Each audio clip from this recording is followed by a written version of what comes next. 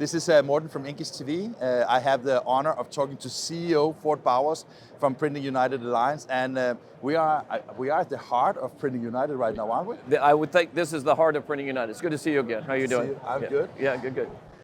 We're not talking so much about the expo today, but we have to touch. We're here. Yeah. I mean, how do you feel? I mean, it must be wonderful. I feel tired, but extremely elated.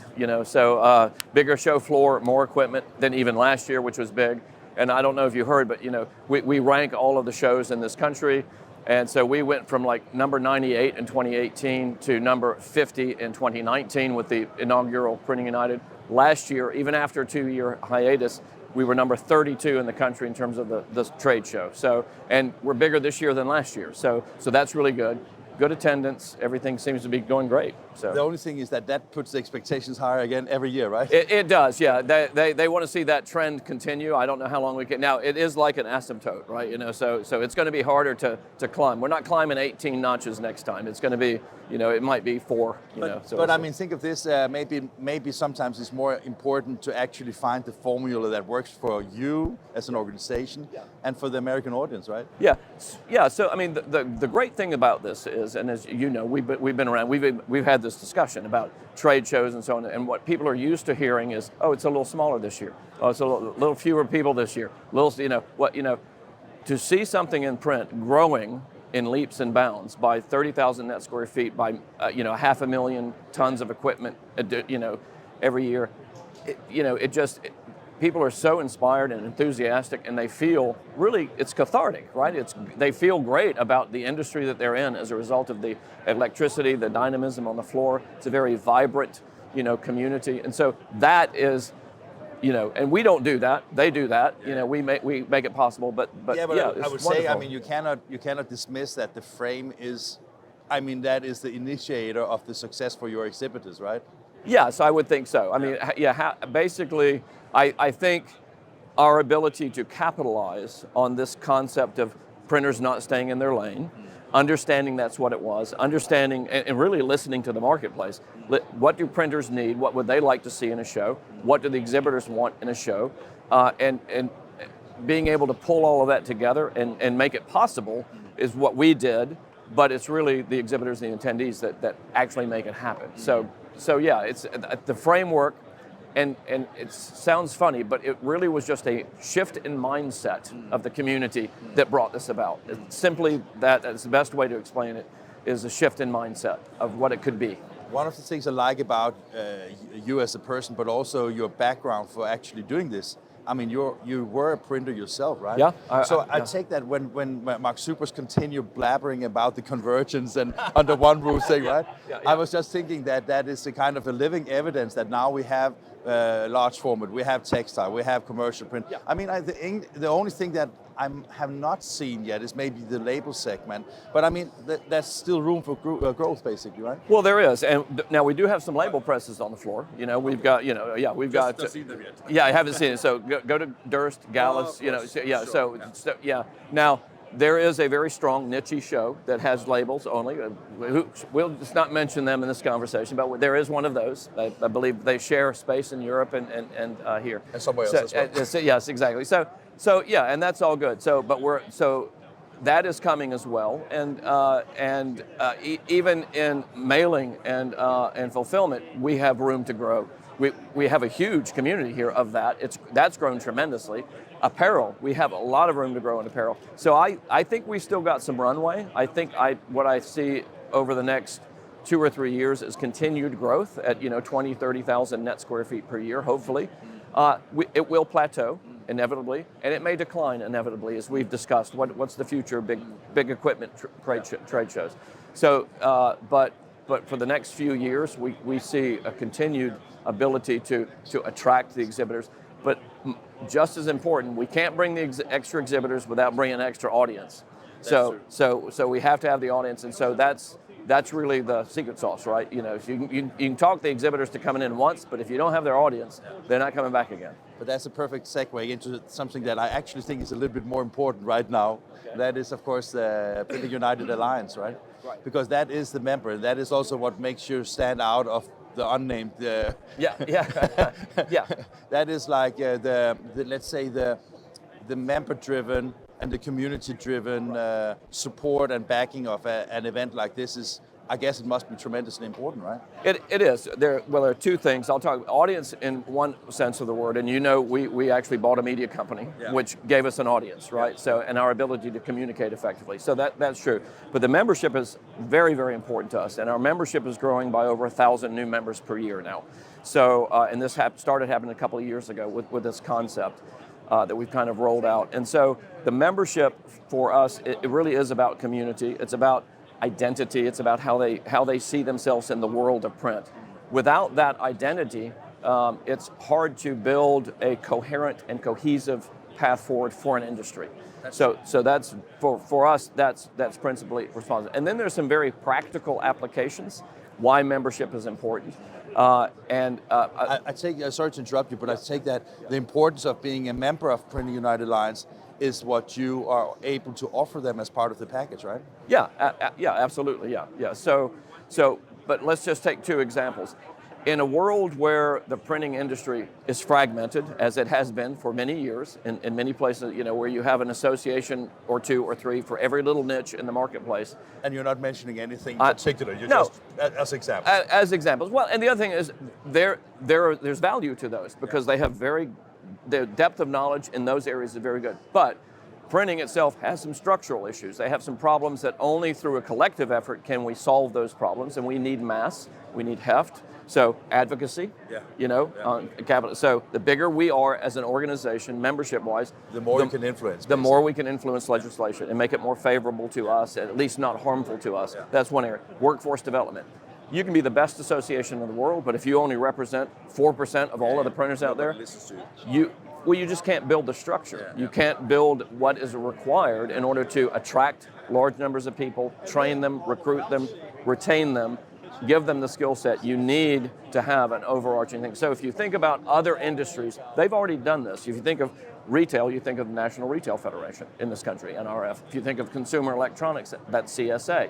They have that, and with that, they have the ability to solve, on an industry level, some of those issues. Now, we're just now getting to the point where we can start to try to seriously think about, okay, how are we going to tackle those things?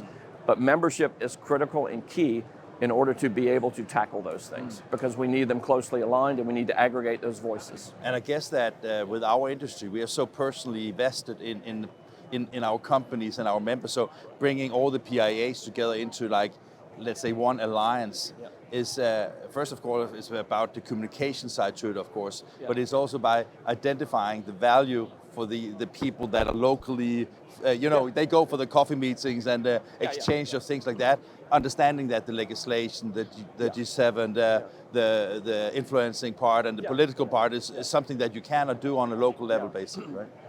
Yeah, you need the local. I'm not discounting the local, but yeah, at the local level, you're not going to do some of those other types of issues that I think are more intractable, or seemingly intractable. Yeah. So you kind of have to have that breadth and that vision to be able to do it in a large way. And of course, for us, what we've done is a lot of associations charge a lot of monies in dues. It can be thousands and thousands of dollars a year to join, and that's principally where they get their funding from, right? Here, that's not principally where we get it. Dues are a small fraction, probably, I'm guessing, somewhere in the neighborhood of 3% of our total. All? Yeah, 3%. And so we're more of an, people don't like Amazon, but we're kind of an Amazon Prime model, right? So for the small amount of dues that you pay, which is about $400 a year if you're a corporate printer, all of your members can be free. And you get a lot of stuff for that that's free. You get research, you get the journal, you get a lot of information for free, you get access to our subject matter experts, all of that's free for members. But then there are other things that you might have to pay for. So you go to the iLearning Center, you get a discount on that. So it's more what you value and what you buy. You're going to get a discount, but you choose what you want instead of, I'm assuming you're going to want all our courses, so give us $8,000. Yeah. That's not how it should work. It might be right, but most likely not. Yeah, so this gives them the flexibility to determine, okay, table stakes is $400, and then we might spend here, we might spend there, we might spend nothing. But it also gives you, let's say, a more like business incentive mindset, because that basically means the iLearning things and the services you provide needs to be according to demand and market. Right? That's exactly right. And I love my sister associations, all associations, printing, otherwise, but they'll start something, and it'll be okay, but they never discontinue anything. Yeah. Because they don't have that market element yeah, in it, right? Yeah, exactly. Yeah. So there has to be something that injects discipline into our decision-making process. So just like any business, and we really run like a business. I mean, not for profit. I like to tell people that's a tax distinction. And that's also but it's also important because then people also know that the money that they distribute to you are distributed to that voucher. Every dollar that comes into our coffers is used on behalf of the industry. So unlike other organizations who have big shows, those are for the benefit of the people who own those shows. Yeah. This is owned by the printing industry. Yeah. And you said that it's about now you're starting to really leverage let's say the power of the community.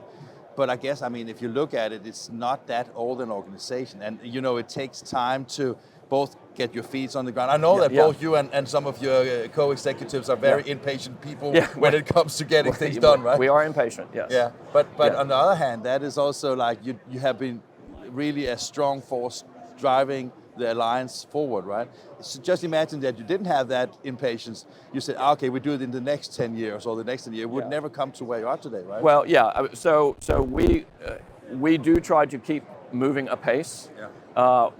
We consult and we collaborate, but then decisions are made, and then we try our best to execute. Now, we've made lots of decisions that turned out to be the wrong ones. We make mistakes all the time, but the main thing is try and fail, try and fail. We have no fear of failure, not yet. We may get there, but not yet. So let's try things. And every show, we try different things, and services and programs we have on these shows, we try different things there too. Some work out, some don't, but it's try, fail fast, and then move on to the next thing. If we need to discontinue something, we're not sentimental about it. A lot of folks in the association world. Oh yeah, they're so afraid of cutting down things. And they and you'll go on their websites, and there's the 120 things that you have, 89 of which are never used by anybody, but it looks like they have a lot of value. And so winnowing that down is a discipline, and what we're doing is we're letting the market help us determine which ones are really valuable. So. And finishing on the trade show, it doesn't seem that Printing United is going away right away, right? No, I would say not. I would say not. We've had this conversation before too. So, yeah, I think I don't know what will replace something like this in terms of net new. Difficult to understand if there anything can. Yeah, I'm not. It one-to-one now, place, right? I'll be the first to tell you if OEMs could figure out how to. They would. They probably would. Yeah, because it's expensive for them, and my heart goes out to them. Yeah. But the reason why we built this is because we felt that this was a better use of their marketing dollars because they have all the audiences in one place. I mean, think of this as maybe also just as like a conclusion of this. I mean, one thing is that it costs a lot of money to do that, and they would probably not do it if it wasn't worth for them doing it, right? And secondly, you have the biggest media outlet in North America in our industry, right? So that combination gives exposure, knowledge, and sales opportunities, and that's what we're about, basically. Yeah, absolutely. Yeah, I mean, it is these kind of three legs of the stool. You have the events, you have the media, and you have the association. Really kind of round out the picture, and that's not existed. Other industries have done this. PMI bought the biggest media presence in the packaging space, and they did that back in 2014. So, and did you borrow their business plan, or? I did not. I didn't know that until I was in the process of buying it. So I looked around and I said, I can't be I'm not that smart. I'm not the first person to do this. So I went and met with them. So I met with the CEO of PMMI, and we went out to lunch, and I asked him how it went, and he actually helped me understand what the pros and the cons were. And he even felt at the time, he said, we really didn't take as much advantage of it as we should have or could have. We've done, I think. But that's a good learning, because I mean, just learning from others makes, even you do errors yourself, learning from others, you don't have to do the same twice. That's exactly right. So I think we've done a much better job at leveraging the media in order to support the association and support the events. And both of those, of course, support media. So it is a mutually symbiotic relationship among these kind of three business units, as it were. Last thing, I promise you. Yeah.